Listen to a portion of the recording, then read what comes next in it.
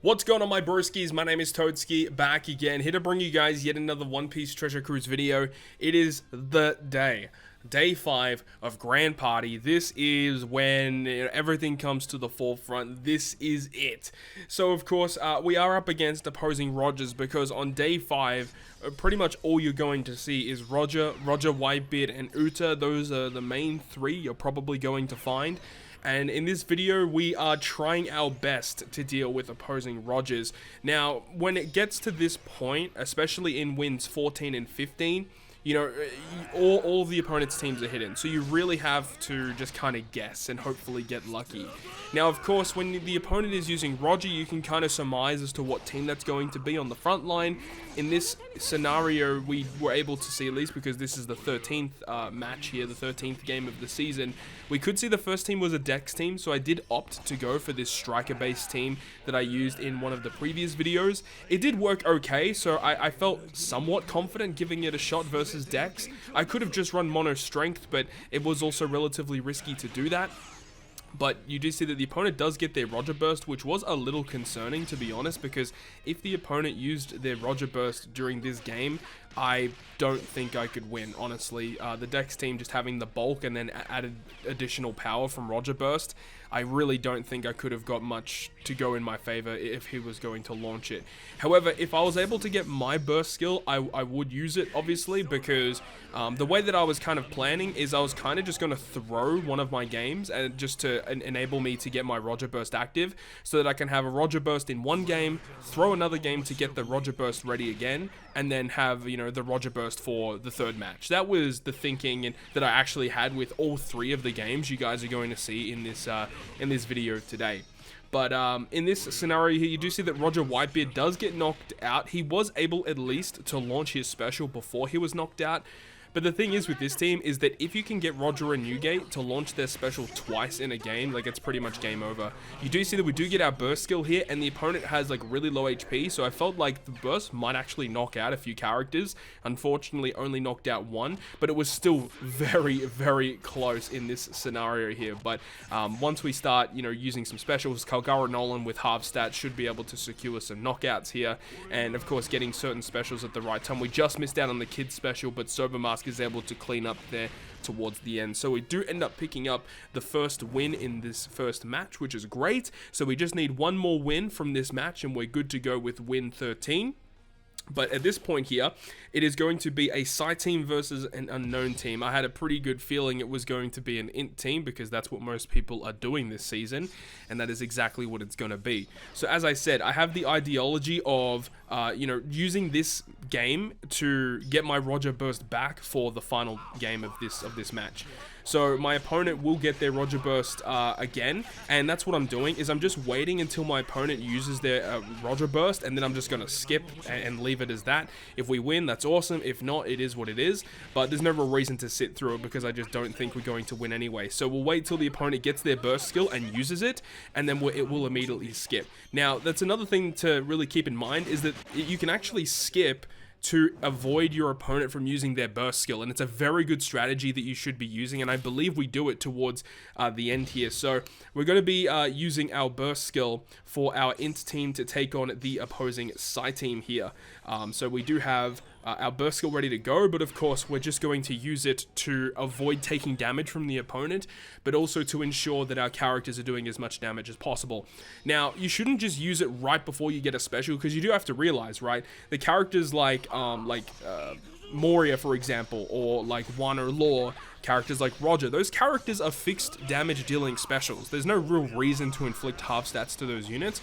So you really should only use the half stat special when the opponent is about to use a multiplier based special like Odin or Yamato, or right before you're about to use a multiplier based special, such as in this team it would be Kid, Uta, or also like your Rogue. So you do keep that in mind when you are using these skills. But your rogue does debuff Sai a little bit there, and also because of the seasonal buffs, just int and driven receive a lot of buffs themselves. So I felt pretty confident that us with the Roger Burst should be able to get it done.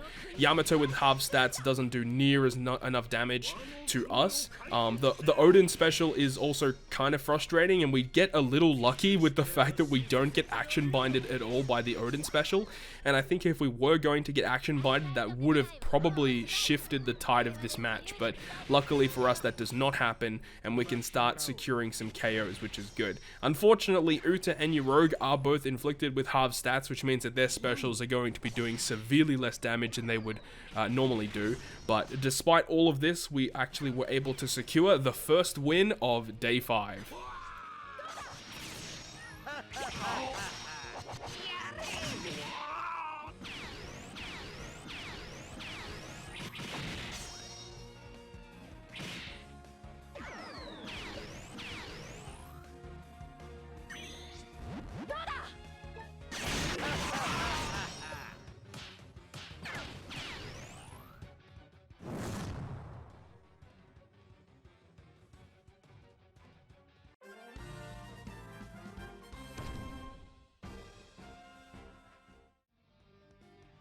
So now we're looking for our 14th win of the season, and this point here, we don't know what the opponent's teams are going to be. However, we can see that the leader, Roger, is in the middle team, so we can pretty much surmise that that's going to be the Sai team that we'll have to challenge. And I decided to go with Dex team first because it just seemed to be the most reliable strategy, and that's exactly what the opponent did. The opponent ended up using Dex as well, so we had a Dex mirror match here. Now, the thinking here is that, you know, we are going to potentially use our burst skill because I feel more comfortable with us, you know, securing a win here and then having a burst skill a little bit later on, just to get ourselves in a scenario where the opponent doesn't have a burst skill, but we do have a burst skill. That's the scenario you want to be in when you're in these Roger mirror matches. I absolutely despise these mirror matches, but you got to do what you got to do. You know, this is day 5 of the GP season, so there's not a lot you can do. You're going to be facing Rogers whether you like it or not, right? But anyways, as we see with this game, the opponent actually does have their own Blackbeard, which means that they are going to be inflicting health cuts to us, which really puts us on the back foot, especially because the opponent does have Pell as well. We don't have Pell on my end, and I would really love to have that character because he definitely makes the green matchup a bit more favorable when you have, you know, Blackbeard and Pell to do consistent damage. But without Pell, luckily for us, we do actually use the Roger Burst, which enables us to secure lots of hits. And I was wondering if the opponent was actually going to use their Roger Burst on us before the end of this game. And for us, luckily, they actually didn't end up doing it, which means that we know for sure that the opponent is going to launch their Roger Burst as soon as the game 2 starts. So for the first 20 seconds of game 2, we're going to have half stats, and the opponent is going to be doing pretty good damage to us. And just with the Roger Burst alone in the first 20 seconds of normal attacks, that's actually going to give us a lot of our Roger Burst back. And I actually can't remember how this match played out, but I'm pretty sure what I ended up doing is I ended up saving the Roger Burst, or I can't remember if I used it or not. I think I actually kept it because I wanted to be in the scenario of having the burst skill and ensuring that the opponent isn't able to do it. And that's exactly, yeah, I think that's exactly what happens in this game. You guys are going to see towards game 3. So we do unfortunately lose this one. The opponent uses their burst skill, but the other thing that's kind of scary is the opponent still has a second burst skill in their back pocket, so they can potentially launch that at any point once it gets maxed, which will give them the upper hand. So because we are in this situation here where, you know, they're in a situation where if they get their burst skill in game 2 and then they have the second burst skill, typically they will automatically activate it. So that's what I was hoping for in this game.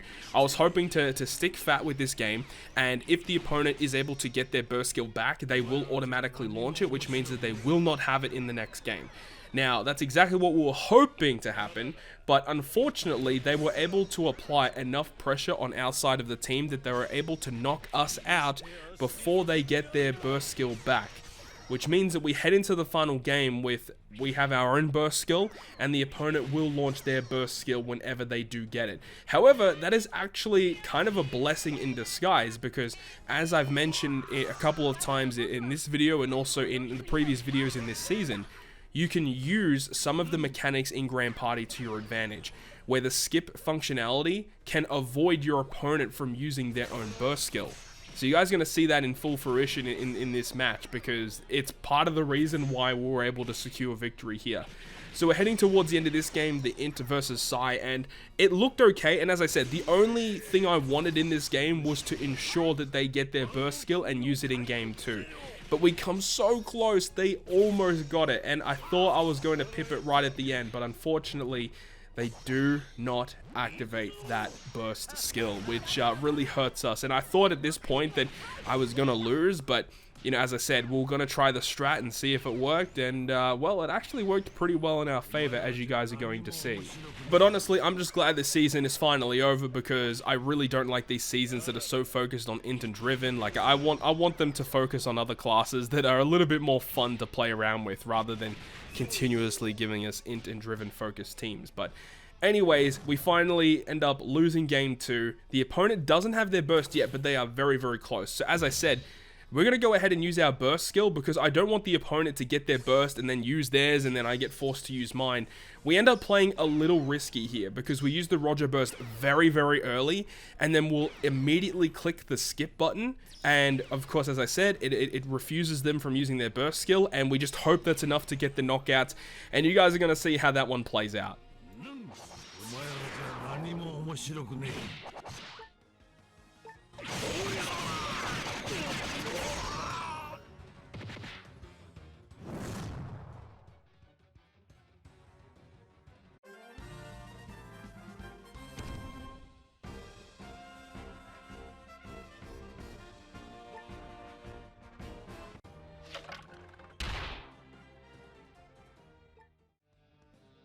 And now we head into the final game of the season. Can we hit the 15 wins? I saw this one, and this is exactly what I was hoping for. I actually prefer Psy in this season to be at the end, so then I can keep Int for the end with a burst skill, use Psy in the middle, because I feel like, you know, the Psy team isn't going to be as favorable in this season. We can use the Psy team to generate another burst, and, you know, use the first game to try and use a burst skill there to give us the victory. And that's exactly what happened, and we did get lucky with locating another opposing team that also opted to use Dex as the first team. You know, if this first team potentially was like that striker team or a mono strength team, I don't know if we would have been able to secure a victory, but luckily for us, we did locate an opposing Dex team. Now, as I said, you know, if we get our burst skill, we're going to use it. I want to make sure that we can secure a victory here, because this is going to be a good opportunity to do it in mono Dex with a burst skill. That should allow us to secure a victory, and then that does leave us with the middle game, you know, securing with our side team versus an opposing mystery team. But we can again surmise that, you know, the middle team most likely is going to be an int focused team. So we end up using the burst skill, the Roger burst, and then we skip immediately so that the opponent cannot use theirs. And then it leaves us into the second game, where the opponent has their burst skill. They're likely going to activate it immediately for the first 20 seconds, inflicting half stats, and of course with the fact that the opponent's normal attacks are going to do a pretty good amount of damage to us. Now, once again, we're in this scenario where I'm really hoping that we can inflict enough damage to the opponent where they get their second Roger burst and activate it immediately in game 2, so that they don't have it in game 3. So that's the whole ideology behind the scenario of the team setups that we have here, using this exact same side team that I've been using for a couple of different seasons here. And it is kind of like not that bad, you know, in this scenario, because they use the Roger burst in the first 20 seconds. They don't launch a special in the first 20 seconds, which is actually good for us. And then, of course, now we actually get a little bit lucky with Kuzan launching first, which inflicts CT down and defense down. But, of course, one of their characters sitting right in the front row, which just tanks all the hits, which is obviously not ideal. We did action mine the Moria as well, which kind of allows us to stay in the game a bit longer, because they're not inflicting those half stats as fast as they normally would. And we get really good RNG with our side characters launching the specials at the right times. And, of course, as I said, action binding that Moria was kind of key. And then you see that the opponent does get their second burst skill, and at this point we can skip. We do not care. We're gonna have our burst skill for the final game. So we have a burst skill, the opponent doesn't, and it's int versus psi in our favor. We're looking really, really good. So the final game is about to start, and of course we are going to use our burst skill, but it's a bit of a weird one to finish off because I thought it would have been just a side team, but it ends up being this pseudo striker focused team with King on the bench. So it kind of threw me off, because if this was a side team, I thought, you know, this was an easy win. But the fact that it's this weird striker team, I was a little concerned. But it doesn't have Roger and Whitebeard, so we don't have to worry about that. But you got to look right. The Roger burst actually doesn't help us out that much, because all of the opponent's specials are all fixed damage, focus characters, and health cuts, which means that the half stats doesn't really stop the amount of damage the opponent is doing to us, but we're just hoping that the Roger burst can allow our characters to hit them as hard as possible, and they're tanking their hits very, very well right now. We finally get a knockout there, knocking out the Roger, knocking out the, who else was it? I think it was Jack maybe. But then King is on the front line now, and I'm really worried about that. But luckily we have Ohm and Moria, which can also generate additional half stat effects. And with that, we actually are able to secure the 15th victory. So that is going to wrap it up from me. There is going to be the red ticket towards the end of the video as well. Thank you so much for watching the video. And if you guys did enjoy it, make sure to go ahead and hit the like button. And if you want to stay up to date with all the content I post, including more One Piece Treasure Cruise content, make sure to hit the subscribe button down below. Other than that, guys, I'll see you guys within the next video.